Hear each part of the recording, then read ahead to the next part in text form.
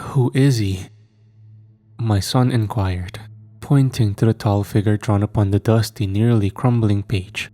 As a reproduction of a reproduction of a reproduction, the history book could have easily been mistaken for the mad scribblings of troglodytes in their firelit caves. A great leader, I replied. Few remember his name anymore. Washington, I believe it was, though it's quite likely I've been told many a falsehood by the ones who call themselves historians. I chuckled ruefully, as did my son. Tell me what a leader is, he said. Where I came from, it wasn't unusual for children to be demandingly curious. From what I've heard, leaders were people who created order out of chaos, I told him. Many had great visions for what the world could be like, or in Washington's case, what his country could be like. No doubt he's rolling in his grave now that everything he worked hard to instate has fallen to ruin. By now, my son had put the old book aside and was peering out the red-tinted window wistfully, his chin resting on his arms, which were in turn resting on the steel windowsill, and he said to me in a serious tone, I want to be a leader. It broke my heart to hear that he had developed an unattainable dream, a dream I would have to shoot down before long. Such was the treatment all dreams were met in those times. But the sadness I felt then seems silly to me, now that I wonder in vain what has become of his poor soul. He could be anywhere or nowhere, and it's likely I'll never know. By all that is holy, I only hope he's in a better place than I am now. According to the historians, there was a clear-cut and seemingly unbreakable force called nature law governing my native planet in ancient times. A set of rules you could follow carefully in order to predict the behavior of things and get where you wanted to be. Of course, there was nothing of that sort to stabilize the era I grew up in. Life was a sick game of chance for us all, a game I wouldn't hesitate to call hellish, if not for the fact that I'm now intimately familiar with the word's true meaning. I decided long ago that the only way to end the game would be to rid the cosmos of the Earth entirely, just as one might excise a malignant growth from an otherwise healthy individual. If there was no hope for us on the little white planet, we might as well bring some balance to the universe and cease to exist, I figured. This idea came to me in a most peculiar manner, worming its way into my consciousness as though it were the fey whisper of a shadowy muse. I hadn't the foggiest clue how said idea could be carried out, but I searched for one whenever opportune nights presented themselves, whenever the sun ceased to scatter its radiation, never knowing what I might find, if anything. Each night lasted only as long as the Earth's prodigious rotational velocity would allow. I removed my son's evening ration from the icebox and served it to him on a sheet of cardboard, not telling him where the meat came from, so he wouldn't be deterred from getting his nourishment. Unbeknownst to him, wild game of the sort found in olden tales had long since gone extinct, leaving only the frozen, emaciated corpses of our own kind to dine on when they turned up now and again. Much of my own childhood was spent consuming the wholesome reserves of beans and rice stockpiled in the bowels of our bunker. But upon parenthood, it became clear to me that my child would not be so fortunate. I'd be lying if I didn't regret bringing him into that broken world many a time. Sustenance was growing scarcer by the day, so I forwent my share that eve. Not that raw human heart sounded very appetizing even in my desperate state. I would have roasted my son's ration for him if physics were cooperating that day. But alas, every attempt at striking a match, let alone igniting a bundle of tinder with one, resulted in a conflagration that lasted but a few milliseconds, expanding outward like a fireball and singeing the hairs on my hand before disappearing entirely. The elements, especially fire, seem to take on different properties at different times, betraying a clear pattern in their fluctuations. This randomness decided the fates of men, and I feared it would soon decide my son's and my own for the worse before I got the chance to do what I was meant to do. The sun began to race out of sight, heralding a new interval of darkness. It was time. I'll be back, I said to my son as I donned my gloves and boots and leather coat, pulled the fur-lined hood over my head, gathered a few miscellaneous implements, and equipped an old but still functioning gas mask. I couldn't say when I would be back due to the unpredictable time currents. Whether I would be back at all was no sure thing either, but some things are better lied about where children are concerned. My son didn't ask where I was going, for he knew better than to believe I had made up my mind. Plans change with the weather. Speaking of weather, I've always found it rather amusing that the term is said to have once encompassed so few variables. The temperature, the sun, the clouds, the winds, and a few other trifling things. Why, if the historians' words ring true at all, the ancients were a soft lot with no valid cause for worry. I have faced the intractable whims of a mad god and called them weather, while the history books detailed parables about the melancholy nature of rain, which I hear was a phenomenon where tiny drops of pure crystalline water fell out of the sky. Sounds like a utopian dream to me, not melancholy in the least.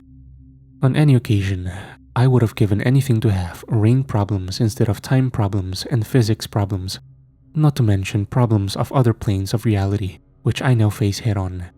Problems I could not label or name for the life of me, or shall I say, for the death of me, as death has since usurped survival as my chiefest goal. These are dark, dark things lurking in the blackness betwixt the celestial bodies, and I have seen them, experienced them, lost myself to them. Give me all of your rainy days, O ancient ones, and I'll give you all of my demon-haunted nights. When I put my hand on the steel door handle and pressed down firmly, the pressure in the room changed, and a fierce wind howled through the newly opened gap. Before much of the enervating fumes from outside filled the room, I was on the other side, and the door was sealed shut again. The windows of our Spartan, vault-like shelter were heavily tinted for a reason, to filter out the sun's torrid rays. As a side effect, the tinting prevented us from seeing the landscape as it truly was without wandering out of doors. And now that I was seeing it through my own eyes once again, and not through that blood-red filter without which we would be slowly irradiated to total disfigurement in the daylight minutes, I was simultaneously filled with awe and trepidation. There were massive windswept dunes of snow heaped upon the horizon. Tall black towers protruded from many, blotting out dense clusters of stars with their staggering height. And then there was what was colloquially known as the brooding star, a great violet light burning in the sky. The inclination to admire its ominous beauty was familiar to me, as was the converse instinct to avert my gaze to avoid being lured by some insidious trap. To me, it was now second nature to second-guess everything.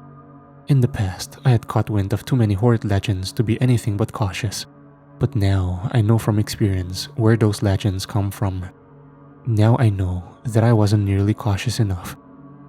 As always, I surveyed the land in search of a new opportunity to change things somehow, some way. It wasn't unusual for the various structures around me to shift positions overnight, or for new objects to come and go with the temporal tide. I noticed something conspicuous in the far, far distance, but before I wasted any time analyzing it, I withdrew my pocket watch and wound the timer so that it would alert me in 35 minutes, just a minute short of a full night's length. Then I raised the brass spyglass I had scavenged in my youth and strove to make out the dark, pointy things resting in a valley between two knolls of snow. It was a pavilion, I realized. I had seen many of them before, as the historians would often appear in congregations of white tents, ever riding the river of time to hawk their wares, which were debatable curiosities at best, or risible forgeries at worst. But this pavilion was black and solitary. The optimist in me was excited, for I was witnessing something of untold promise, while the pessimist in me knew how dangerously far away the tent was and made my muscles stiffen, as if to prevent me from trudging after it. No amount of protection would save me from the radioactive light of day if I failed to return home in time. The sun, however hot its golden beams may have been, were never enough to thaw the planet. But make no mistake, they never failed to pierce leather and flesh and bone and bestow ungodly maladies upon anyone foolish enough to stand in their way. I have seen the results of such poisonings, and they were not pretty, unless you're psychotic enough to find prettiness in the gradual necrosis of skin, disintegration of cartilage, and rotting of gray matter. Staring pensively at the point of interest, I made what I now know to be the worst decision of my life. I began to march thither. By this time, the cold was already biting viciously at me, and soon a colossal gust threatened to topple me over, leading me to anchor myself in place by crouching for a time. The filter of my gas mask did a fair enough job at keeping me alive, but the air still smelled faintly of ammonia and a number of other inhospitable chemicals. A headache ensued. The time currents, for one thing, were calm that night, and I discovered when I peeked at my pocket watch and noticed the hands shaking only slightly. I could have used the currents to my advantage had I known the secrets of their workings, but only the historians and their masters knew those. It was rumored that the Black Towers had something to do with it all, and that the historians' masters were in fact the very extraterrestrials responsible for the existence of the towers. But who could have known for sure but the historians and the Star Dwellers themselves? Inquisitive thoughts like these filled the time that elapsed between my outset from home and my arrival at the mysterious pavilion. The tent's canvas walls flapped in the wind as I approached it. Something about it filled me with dread now that I was able to observe it up close. Unnerved for reasons unknown, I would have turned around and fled right then and there. But curiosity and hope still burned in me. Against my better judgment, I walked stealthily toward the entrance flap, swept it aside slowly, and beheld the uncanny presence within. Sitting on the rusty metal grid of a mattressless cot was a roped, hooded figure with his head in his hands, a figure I surmised to be male. The rope, being many times too large for the being, covered everything but his pallid hands. He didn't appear to be wearing a gas mask, and thus I was puzzled as to how he managed to breathe the toxic atmosphere freely. More interesting than the weird being himself was the looking glass, large and triangular, situated on an easel of sorts behind him. I was mesmerized by it, for it didn't merely reflect what was before it, but was a veritable window into the amorphous depths of space. I saw in its surface a starlit nebula of many colors, all the while confused about how I could be seeing such a thing so clearly through what appeared otherwise to be a simple silver-framed mirror. A few wrought iron candelabra were arrayed along the pavilion's margins, and atop their candles danced otherworldly flames that I fancied were the color of lightning. In another world, I perhaps would have called them beautiful, but in that moment, they were, to me, horribly redolent of the brooding star. They evoked all the undesirable feelings of helplessness and nausea I would associate with the violet light in the sky, only on a smaller scale. It was in their sickly glow that I noticed a noose curled up beneath the cot. The figure's shallow breathing was his only movement. At this point, I began to lose my nerve, what with the uncomfortable silence and the eldritch appearance of all that I was beholding. I checked my pocket watch once more. 20 minutes remained. 15 were required to just make it back home, leaving me with hardly 5 minutes to spare. What could I hope to accomplish in 5 minutes? I wondered. When no answer came to mind, I released the entrance flap and turned my back on the pavilion. It was then that I heard a cold and hollow voice call out in a strange whisper from within the tent behind me. "Father?" I stopped in my tracks. "Father?" he said again, his weary call betraying both elation and despair as well as it could. I returned to the tent, this time sauntering all the way in and finding myself face to face with the odd being. His head was no longer buried in the spidery embrace of his pale fingers, though his face was still wholly obscured by hood and shadow. His breath was visible in the frigid air and leaked eerily from where his mouth ought to have been. "I've been waiting lifetimes for you, Father." His voice was now incredibly quiet and difficult to interpret. I'm not sure." I tried to interrupt, but he kept speaking. "You would think immortality would lead one to higher heights, but nay, it has only led me to this half-life. I have yearned for a feeling of joy such as that which your arrival has provided me. A joy I thought I could only experience in the presence of the brooding star itself.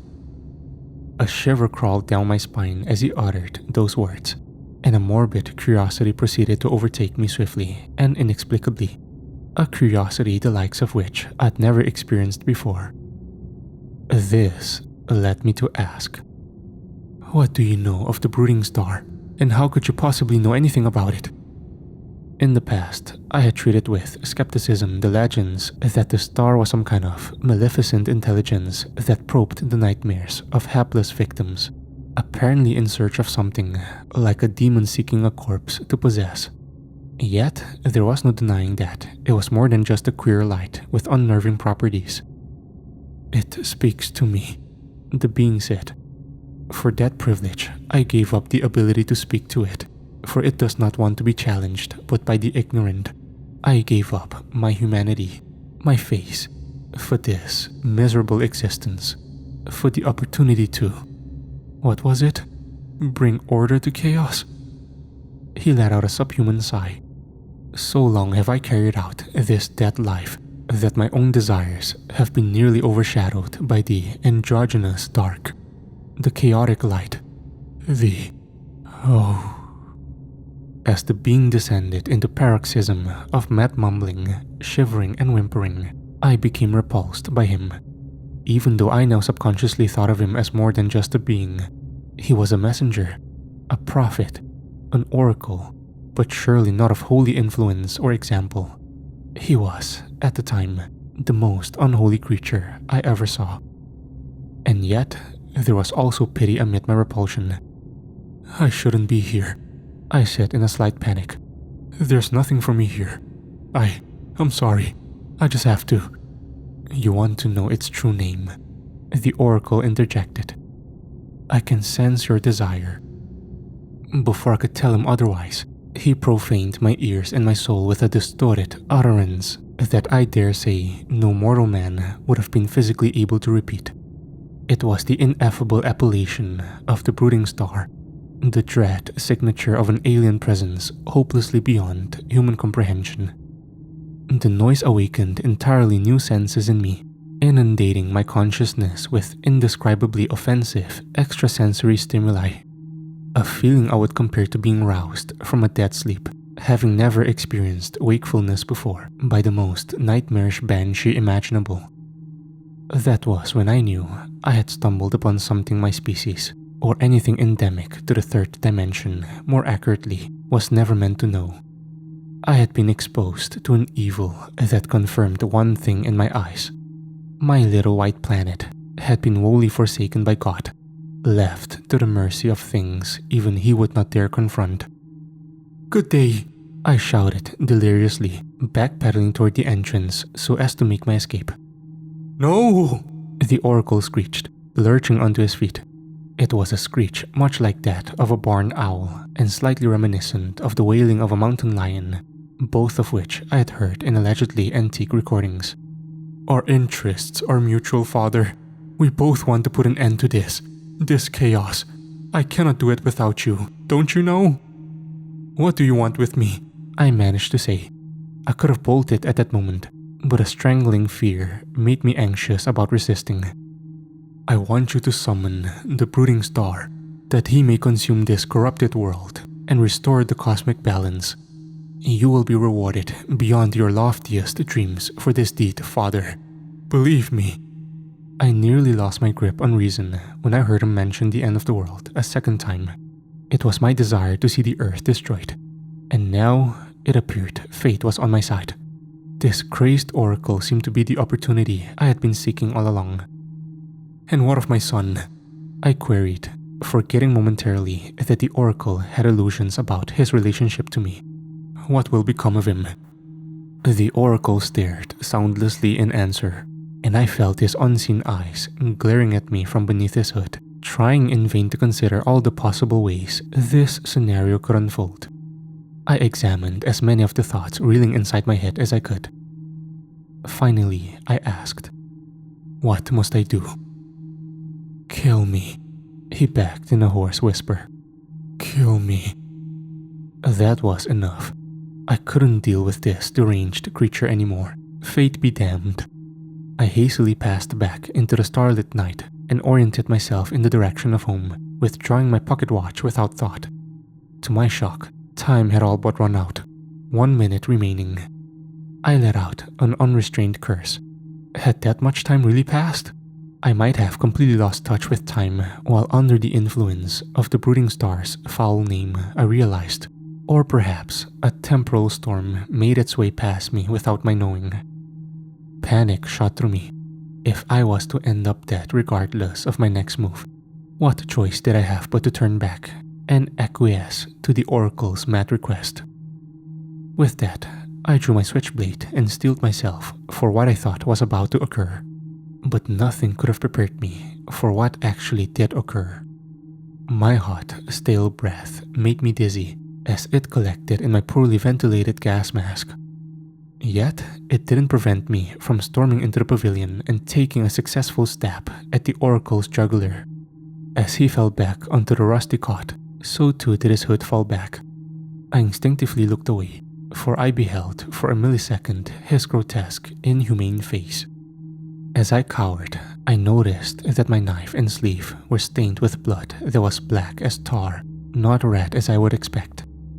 I heard an airy cackle erupt from the Oracle, no doubt the product of a newly damaged voice box and a long demented mind. Having made an oath to myself to put an end to this thing's pathetic life, I closed my eyes and stabbed savagely at the Oracle's face and neck too many times to count. I felt the projectile spurting of unnaturally cold and viscous blood with every blow. Out of breath, I finally ceased my attack and opened my eyes with caution. His face was now obscured with his own inky bodily fluids, and thus slightly less frightening, but still more revolting than anything I'd seen before it. He lay there gurgling with each breath, mere voiceless air bubbling out of his facial orifices, until he wheezed for the last time and went limp as a beheaded snake. The violet candles mysteriously extinguished themselves upon his death, darkening the already dark area, and the wondrous triangular-looking glass ceased to be wondrous, appearing now to be nothing more than a conventional mirror spattered with a very much unconventional substance. A sudden gale beat violently against the canvas walls from outside. "What have I done?" I mumbled to myself. I made my way outside and looked around, noticing immediately that the brooding star was nowhere to be seen, seemingly extinguished or relocated. How its light managed to disappear so quickly was beyond me, for the theory of relativity, or a flawed interpretation of it at least, was not alien to me. Then again, if there was any place the ultimate speed limit of the universe might be broken, it would have been around that blasted plot of space-time whence I came. My pocket watch proceeded to ring stridently, heralding a wave of panic and presaging my doom. Death was now inevitable, though I had a seeming choice of how I would end. Radiation poisoning, chemical poisoning, blood loss, or perhaps hypothermia. Before I could ponder my options deeply, the scorching sun peeked over the horizon. I raised my arm to shield my eyes from the harsh twilight, which put me on my knees, knowing deep down that its harmful rays were indeed harming me. But the terrible luminosity was short-lived, for something exponentially more vile soon eclipsed the fiery orb from below and stifled its light. The moment I lowered my arm, I regretted everything, every decision leading up to that moment and every minute that I continued to live. Blinding in its horror, a great tentacled mass rose up from the horizon, an indubitable destroyer of worlds, spreading like a cancer across the crimson sky. There was no sunrise to speak of anymore, but a hellrise, a welling up of unadulterated unnaturalness that could only have originated from the lowest, coldest, darkest spheres of existence. The writhing mass was a storm in its own right. As I look back upon those distorted and nauseating memories, I recall flashes of lightning occurring in the hollows of its colossal, tangled body. But above all, it was an abomination, everything about it an insult to the world it now loomed above. I dare say No being, god or otherwise, would be capable of forgiving such a heinous monstrosity for its crime of mere existence, nor would any god choose to protect his creation from its insane wrath at so late a stage. For surely, anything it laid its multitudinous eyes and appendages upon would be instantly and forever tainted. A deep foul moaning soon filled the air, evoking thoughts of a million tormented souls wailing desperately. This sent me to the ground, where I shook uncontrollably in a fetal position. The experience made me welcome death, and thus I removed my mask and allowed the noxious air to fill my lungs. My eyes, although shut at this point, detected darkness enveloping me on all sides. Such was the end of my corporeal existence, and the beginning of something far more odious than I could have ever imagined. My soul, for lack of a better word, lived through the cataclysm, while I suspect my body's fate was to be digested in the cavernous depths of the brooding star. I found it difficult to ponder how this could be, how I could be conscious without resorting to the most horrible mental images, those depicting my brain's tissue interwoven with the star's charred, cancerous tendrils, its signal flowing through my exposed nervous system, and thus subjecting me to its mysterious will, as well as providing me with sensory input, forming a contrived and illusory reality. The clarity with which this idea presented itself to me was disturbing to say the least. I would feign to say the star spoke to me, but I think it would be more accurate to say I suddenly knew things that were previously unknown to me, a multiplicity of strange and obscure facts, some too hideous to dwell on. I knew now that the brooding star was never a star, but only appeared to be one by virtue of how it reflected the sun's light, an illusion much like that which the planetary bodies played on me as a child. Its true form was always that chaotic jumble of malignant limbs, curling and coiling wickedly in the vacuum of space as though it were a virus in a vast protoplasm, changing shape so as to efficiently absorb energy from the stars. I also knew that the oracle I murdered was of great significance in the eyes of the star, significance of the sort you might expect a god to regard his chosen prophet with. This fact made me afraid to open my eyes, knowing that I may have assassinated the right hand to the aphotic throne and angered the tenebrous monarch itself. Indeed, there appeared to be a monarch of sorts holding this accursed dimension together.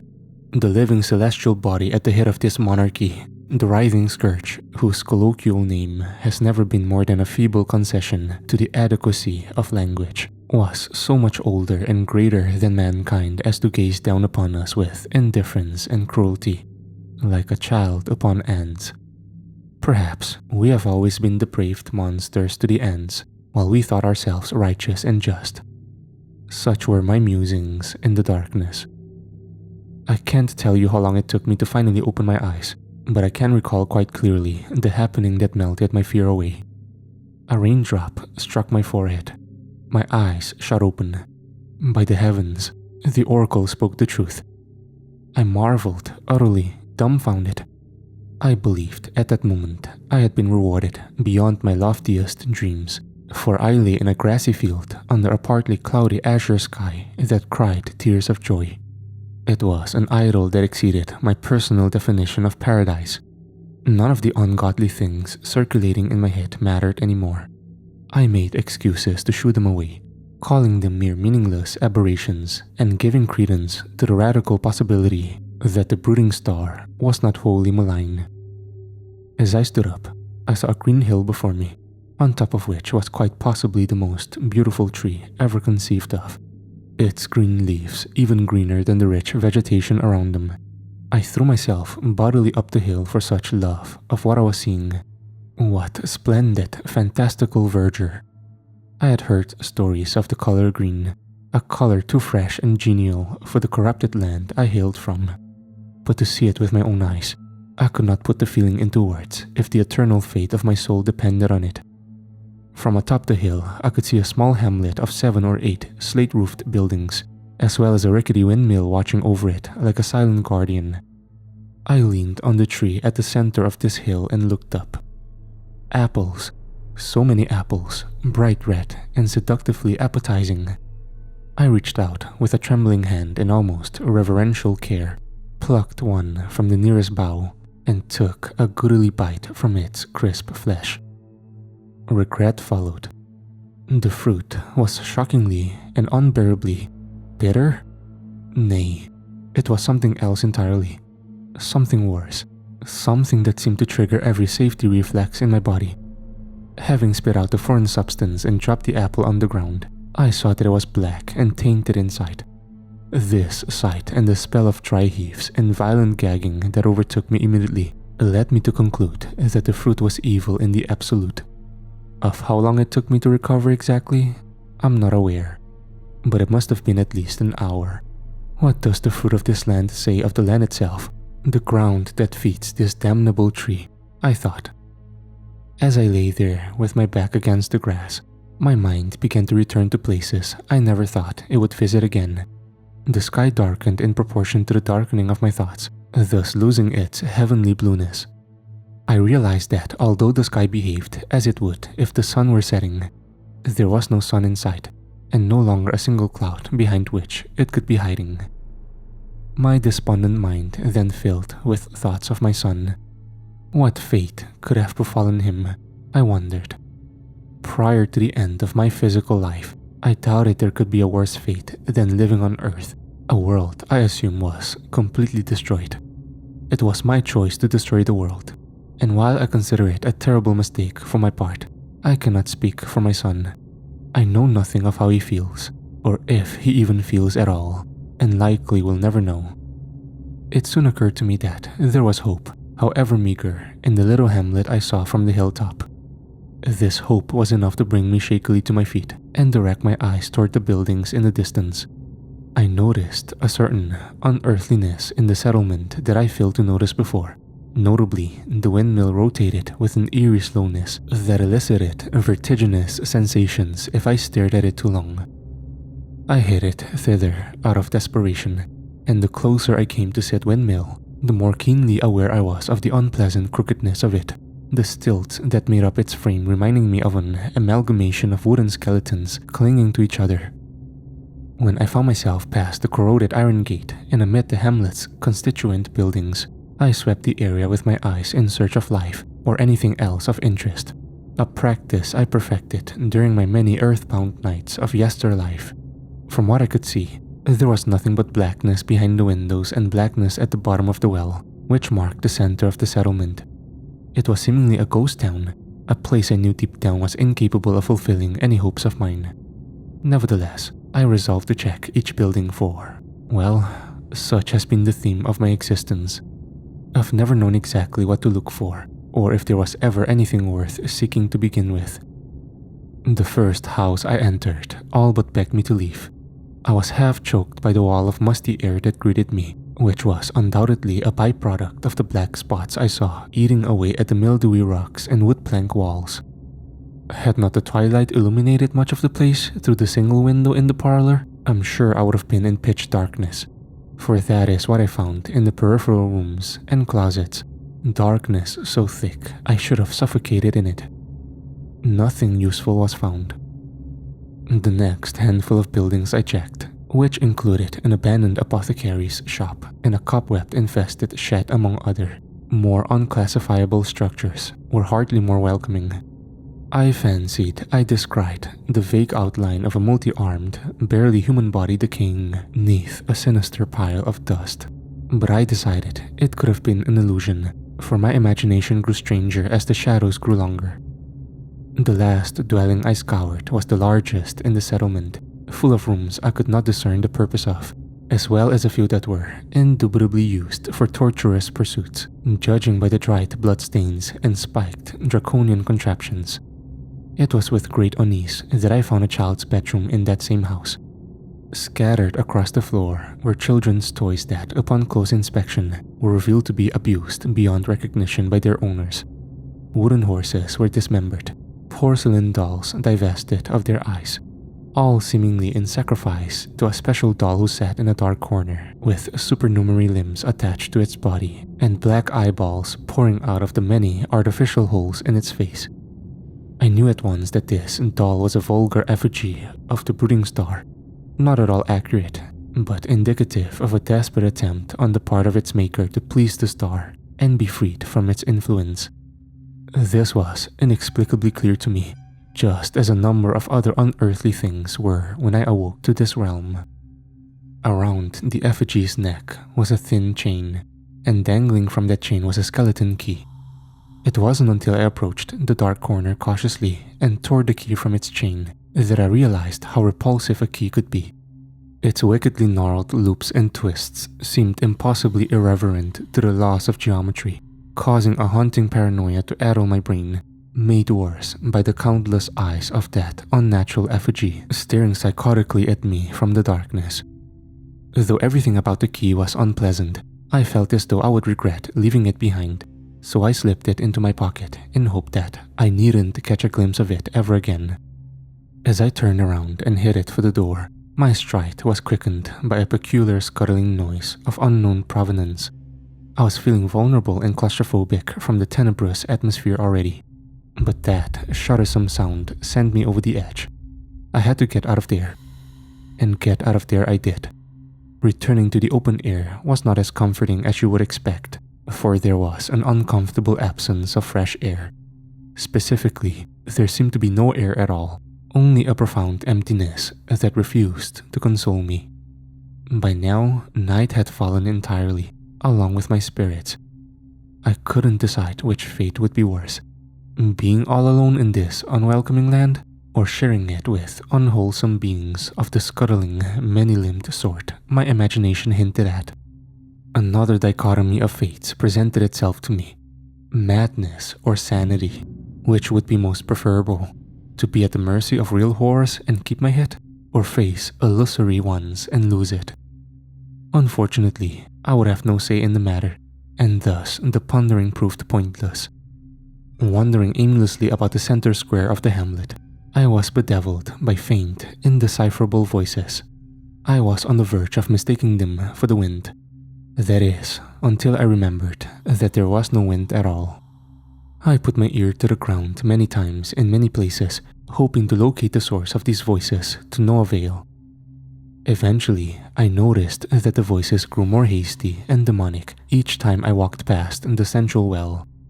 And so, I approached it. It was obvious to me then that this well was the source of the whispers. I put my hand on its somewhat slimy stone rim and peered down it as I did when I first passed through the gates of the ghost town. This time, with more intention. I once again saw only blackness, and I smelled metallic vapors reminiscent of blood wafting up from the depths. That's when I heard it. "Father?" the well whispered. Could it be? I wondered.